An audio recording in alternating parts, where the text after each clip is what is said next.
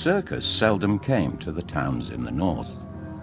They were too scattered, their populations too poor to justify the expense of transporting animals, sideshows, and people down neglected roads in order to play to sparsely filled seats for a week.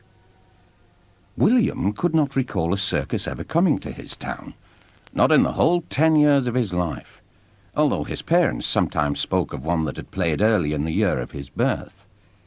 In fact, his mother said that she had felt William kick in her womb as soon as the lights went down, as though he was somehow aware of what was taking place outside his red world. Since then, no great tent had occupied the big field out by the forest.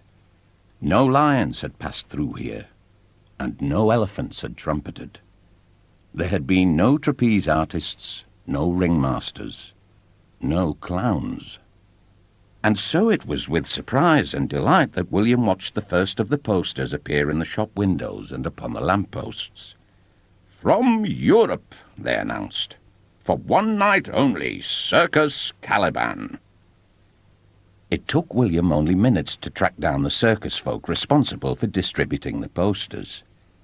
He found them on a side street, using a stepladder to put up the advertisements for their great show. A cold north wind threatened to make off with a dwarf in a yellow suit, who teetered at the top of the ladder as he tried to staple a pair of posters together around a lamppost, while a strong man in a vinyl cape and a thin man in a red coat held the ladder steady. The ringmaster smiled. "Do you like the circus?" he asked. "I think so," said William. "I've never been." The ringmaster staggered back in mock surprise. "You have never been to the circus? Well, you must come. You simply must come." And from the pocket of his bright red coat he produced a trio of tickets and handed them to William. "For you," he said. "For you and your mother and your father. One night only. Circus Caliban." William took the tickets and held them tightly in his fist, unsure of the safest place in which to put them. "Thank you," he said. "You're welcome," said the ringmaster. "Will there be clowns?" asked William. "There are clowns on the posters, but I just wanted to be sure." "There are always clowns," said the ringmaster, and William thought that his breath smelled very sweet, like bullseyes and gumdrops and jelly beans all mixed together. "It would not be a circus without clowns." On the night of the performance, William and his mother and father drove into town and parked their car at the edge of the great field. People had come from all around to see the circus, and a house-full sign stood beside the ticket caravan. He followed his parents through the sideshows and rides. There were shooting ranges and hoop toss, games of skill and games of chance. William was not aware of drifting away from his parents. One minute they were beside him, and the next it was as if the whole circus had shifted slightly, moving silently in a great circle, so that William no longer stood among the rides and games, but at the very periphery of the performers' caravans. Uncertain and a little afraid, William began to pick his way carefully back to his parents, stepping over guy ropes and avoiding the tow bars of the caravans, until at last he came to a single yellow tent, which stood apart from the others. Outside stood a red jalopy decorated with balloons, its wheels misshapen and its seats balanced on huge springs. William could hear voices speaking inside the tent, and knew that he had found the clowns. He crept closer and lay down on his belly so that he could peer beneath the bottom of the tent, for if he was seen at the entrance, then they would surely send him away, and he would learn nothing at all. William saw battered dressing tables, with brightly lit mirrors above them, the bulbs powered by a humming, unseen generator. 4 men sat at the tables, dressed in suits of purple and green, yellow and orange. They had oversized shoes on their feet. Their heads were bald, but they wore no makeup. William was faintly disappointed. Then, as William watched, one of the men took a cloth and doused it in liquid from a black bottle. He looked at himself grimly in the mirror, then drew the cloth across his face. Instantly, a line of white appeared, and the rim of a big red mouth. The man wiped himself again, harder now, and circular red cheeks appeared. Finally, he hid his face in the cloth, rubbing furiously, and when the cloth came away, it was covered in flesh-coloured makeup, and a clown stared back from the mirror. The other men were engaged in similar activities, rubbing away the cosmetics that concealed the clown faces beneath. But those faces were not at all funny or engaging. True, the men looked like clowns. They had big smiling mouths and oval shapes around their eyes, and fake redness painted onto their cheeks.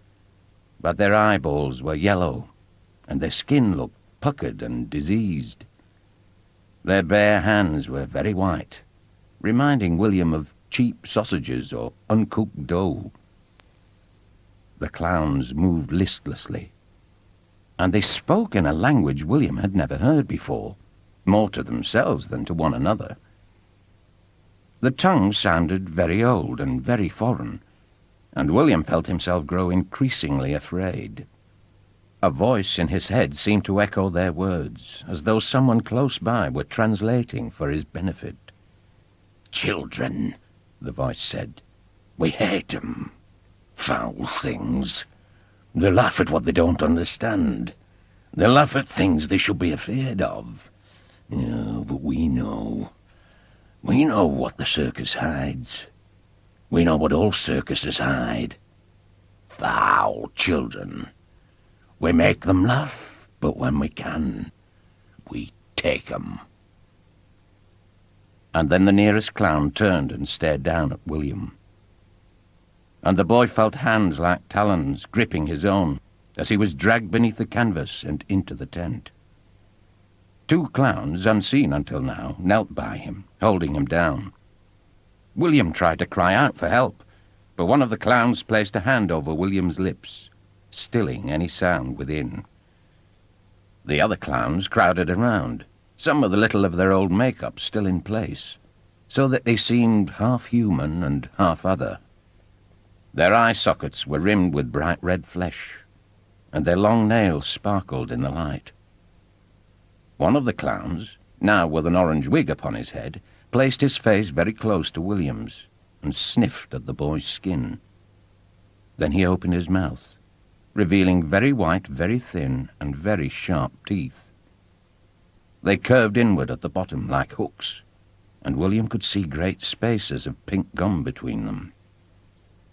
A tongue emerged, long and purple and covered with tiny barbs. It unfolded like a fly's, or the end of a paper whistle, slowly uncurling from deep in the clown's mouth. The tongue licked at William, tasting his tears, and it felt to William like having a thistle or a cactus rubbed against his face. The clown stepped back, readying his tongue to lick again, but another clown with blue hair, bigger and taller than his fellows, grabbed the tongue between his thumb and forefinger and squeezed so hard that his stubby nails punctured the flesh and yellow liquid dripped from the wound. "Look," said the clown. The others drew closer, and William could see a streak of something flesh-coloured upon the orange clown's tongue before it was released to slide back into its owner's mouth with a slapping sound. The blue clown raised his finger so William could see what was upon it. It looked like makeup. And then the clowns descended, their breaths stale with the lingering taste of tobacco and alcohol. He felt their tongues upon him, licking his face, scouring his eyelids and his cheeks with their tiny barbs, exploring his ears and his lips and his nostrils as they covered him with their saliva. William closed his eyes tightly as his skin began to burn, the pain like the stinging of nettles. Just as he felt sure that he could take no more, the clowns stopped. They stared down upon him. And now there were real smiles beneath the painted ones, as their tongues withdrew into the cages of their mouths. They backed away, revealing William's reflection to him. Another William stared back at him from the mirror. This one, pale-faced and yellow-eyed, with a painted-on smile and rosy red cheeks. The blue clown rubbed William's head gently, and a handful of William's dark hair came away in his hand. The other clowns joined in, running their nails through William's hair, until there was nothing of it left but a few lost strands. William's face crumpled, the tears flowing freely now.